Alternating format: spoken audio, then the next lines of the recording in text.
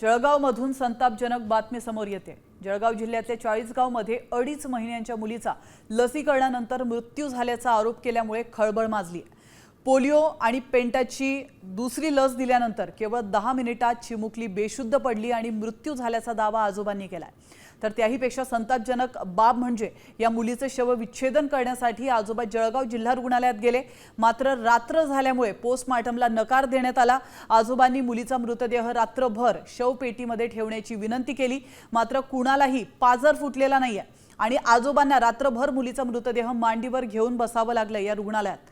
विशेष म्हणजे ज्या सचिताचे वडील सैन्यामध्ये असून ते आपल्या कर्तव्यावर असताना त्यांच्या मुलीची मृत्यूनंतर अशी हेळसांड केल्याची संतापजनक घटना घडली आहे आणि यामुळे मुर्दाड आरोग्य यंत्रणेची लखतरं पुन्हा एकदा वेशीवर टांगली गेली आहेत। आपली आरोग्य यंत्रणा नेमकी काय करते हे आता पुन्हा एकदा प्रश्न उपस्थित होतोय। आता यावर आरोग्य मंत्री नेमकं काय स्पष्टीकरण देतात त्याकडे देखील आपलं लक्ष असणार आहे। तिला लसीकरणाचा पोलिओचा आणि पेंटा ही वॅक्सिन असतं आपलं, त्याचा दुसरा डोस दिला गेला होता। तिने आधी एक पहिला डोस घेतलेला होता, हा तिचा दुसरा डोस होता आणि सकाळी 11:15 वाजेच्या दरम्यान हे लसीकरण सत्र तिला डोस दिला गेला।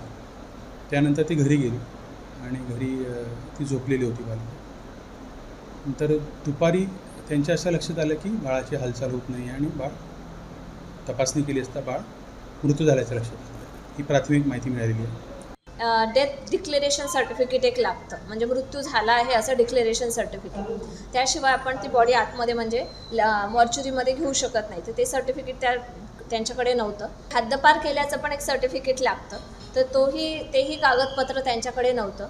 तर त्यामुळे जे मेडिकल ऑफिसर होते, कॅज्युअल्टी मेडिकल ऑफिसर, त्यांनी याबाबत नातेवाईकांना कळवलं की हे सगळे सर्टिफिकेट्स आणि डॉक्युमेंट्स लागतील, तर ते तुम्ही लवकरात लवकर अरेंज करा, तेव्हाच आपण ती बॉडी आतमध्ये घेऊ शकू। पण मला वाटतं ते सर्टिफिकेट त्यांना जमवायला थोडा वेळ लागला, त्यामुळे ती बॉडी आतमध्ये घ्यायला थोडा वेळ झाला।